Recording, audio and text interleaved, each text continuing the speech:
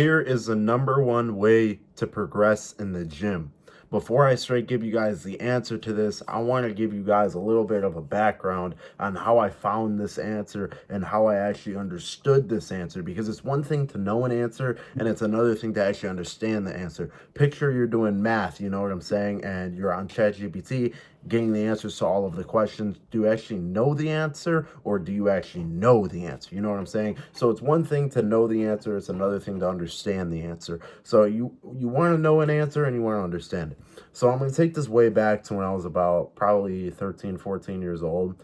I was getting to the point, so I benched 225 at 13, and when I was 14 I was getting to the point where I was hitting like my first ever plateau. And what a plateau is, if you don't understand, is basically when you hit this point, right, your progression's going great, it might even be going exponential progress, and you hit this point where it just doesn't go anymore, and you kind of, your graph kind of looks like this, right? So you go here and then you hit here and then your graph kind of goes flat for a little while. That's what a plateau is.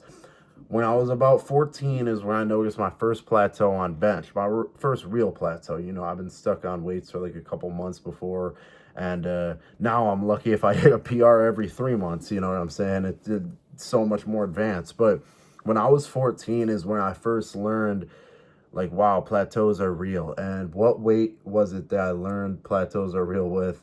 None other than 315. 315 was stuck in my head forever. And honestly, after I was 14, even when I was 15, I didn't hit 315, but 315 was a number that was just stuck in my head. I really wanted the big three plates, and a lot of people I think get stuck at 315 because it's just so mental. But the problem for me was I didn't understand the path to getting to 315 was much more complicated than I thought it was. I was benching at the time, like when I started really looking into 315, I was benching around like 275. I could do like my biggest bench at 14, I think, was 260 for 5, and it was 275 for 2.5 reps.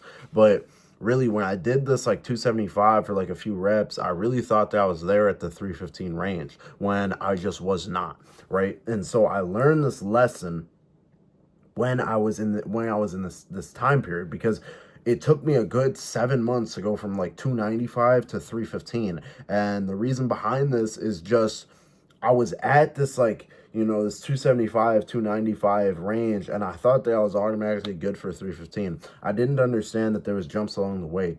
So the number one way to progress in the gym is to understand the fact. It is a simple fact that success comes from doing ordinary things for an extraordinary amount of time.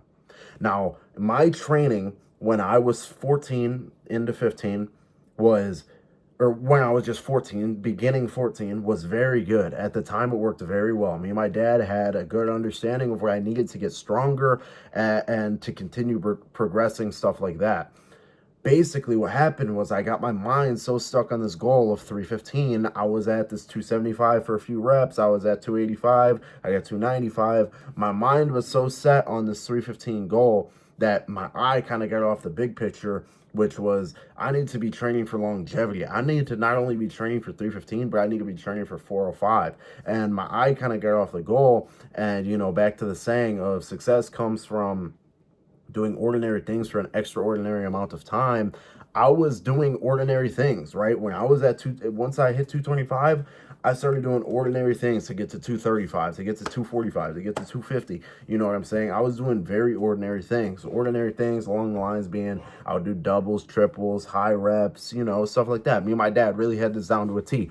And, obviously I controlled my own training. I was 14. He wasn't pushing anything on me, but he would be a good guidance there. And I really had it figured out. And that's how my bench was able to go from, 225 when I was 13 to about like 295 when I was 14, because it was really going. 70 pounds in a year is very, very solid. You see these guys put on 200 pounds in a year. Okay, well, realistically, as a 14-year-old, that's probably not going to happen. But I was doing really good, and I was doing the ordinary stuff, and I was doing the stuff that was working. It's very important to note. But what happened was, after I was doing all this stuff that was working, and it was working, I got to this point where I was at that 285, 295, where all I could see was 315. I couldn't see 300. I couldn't see 305. all I could see was 315, right? I couldn't even see 310. I could never see myself loading, you know, all those chips without it just being the third plate. I thought it just had to be the third plate. So basically, what happened was my ordinary training that was working very, very well, right? It's probably not the perfect set in stone training. There's probably better ways of training out there, but it was working very, very well at the time. My eye got off of the ball that I need to keep doing A, B, and C to get to D. And I need to just do A, B, skip C, get to D. You see what I'm saying? And so pretty much I didn't completely understand this formula that you need to be doing ordinary things for extraordinary amounts of time to achieve success. And so it had worked extremely well up until that point. And then what did I start doing when I was at like 285, 295? What did I do that was different? Well, I started trying like 315 every single bench session, almost every single bench session, right? 315 every single. So picture every 3 or 4 days, I was trying 315. Obviously, it was going to my chest and it was like burying me. If I can find a clip of one, if I have one recorded, like I will show it. Like I used to get killed by 315. Like I used to take it down. It used to be not close, bro. And I couldn't get it through my mind that I need to go back to what I was doing, the doubles, the triples, the fives, the tens, whatever I was doing, and stay away from the singles for a little bit to make very long-term progress. And honestly, I would have gotten to 315 faster had I done the order. And this is like what people don't also understand is a lot of times what you think is a faster way, even though it's more dangerous, is still slower. So not only are you taking the more dangerous, faster way, it's slower. So it's more dangerous and it's slower. And you're not gonna be happy with it. Typically, the way that seems slower, right? To me, the fastest way seems I need to just jump to 315. But the way that seemed slower was going on the path that I was going on.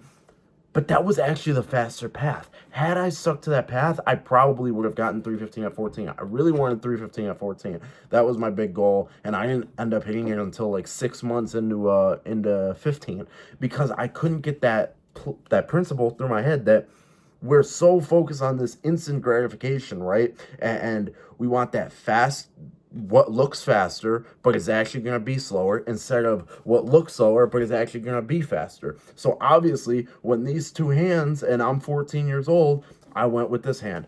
And so what I'm making this video to explain to you guys is, I felt really passionate. It's like 1:30 in the morning, by the way. But I felt really passionate in thinking about this, that success comes from doing ordinary things for an extraordinary amount of time. Get that through your head. And this can be applied in any aspect of life. But really the gym, I really think that this is a gym. Because if you just show up, so many people think like, man, I'm not progressing right now, so I'm just gonna like take some time off and I'm gonna come back.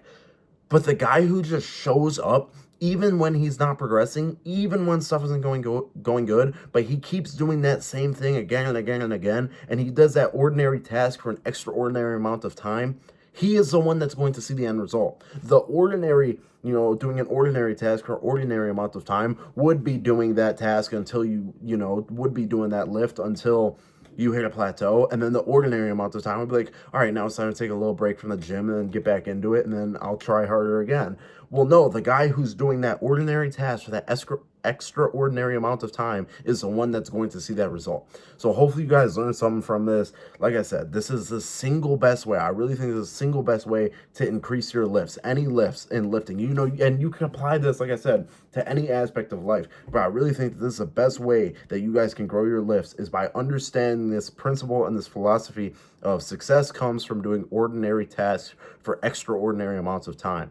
I like this quote so much, I'm actually debating about getting it tattooed, possibly on my chest. I'm not sure, but probably the best quote that I've ever heard. So hopefully you guys enjoyed this video. If you're interested in coaching, my email's down there, my coaching Instagram's down there, my regular Instagram's down there. Send me a message, whatever, and like, comment, subscribe. Blake, want to sign out. Peace.